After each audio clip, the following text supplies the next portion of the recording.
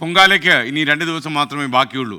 നഗരത്തിലെ റോഡ് പണി പൂർത്തിയാക്കാത്തത് ഭക്തന്മാരെ വലയ്ക്കുമെന്ന് ഞങ്ങളുടെ ബ്യൂറോ റിപ്പോർട്ട് ചെയ്യുന്നു. സ്മാർട്ട് സിറ്റിയുടെ ഭാഗമായിട്ടുള്ള നവീകരണ പ്രവർത്തനങ്ങളാണ് ഇപ്പോൾ ഇഴഞ്ഞു നീങ്ങുന്നത് എന്ന് ബ്യൂറോ റിപ്പോർട്ട് ചെയ്യുന്നു.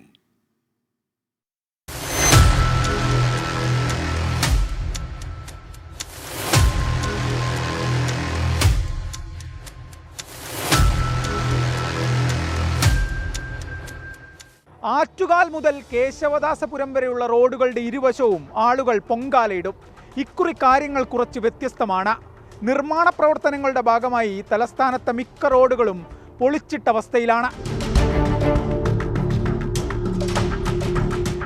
സർക്കാർ കണക്കുകളനുസരിച്ച് കഴിഞ്ഞ വർഷം പൊങ്കാലയിടാനെത്തിയത് ശരാശരി 5 ലക്ഷത്തോളം സ്ത്രീകളാണ്. ഇത്തവണ പൊങ്കാല ഞായറാഴ്ചയായതിനാൽ ആളുകളുടെ എണ്ണം ഇനിയും കൂടും. തലസ്ഥാനത്തെ റോഡുകളുടെ അവസ്ഥ എന്തെന്ന് പരിശോധിക്കാം.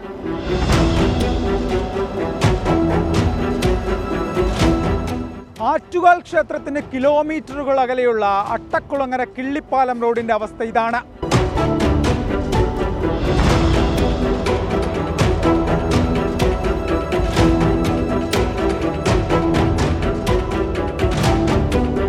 നേരെ സെക്രട്ടേറിയറ്റിന് മുന്നിലേക്ക് വന്നാൽ ഇതാണ് അവസ്ഥ.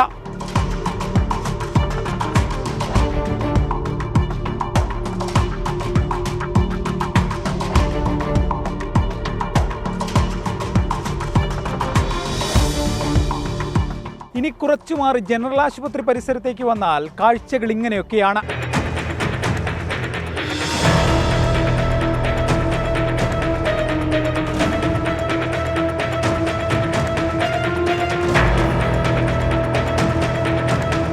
റോഡുകൾ ബുദ്ധിമുട്ട് തന്നെയാണ്. എല്ലാ കാര്യത്തിലും വാക്ക് പാലിക്കണം.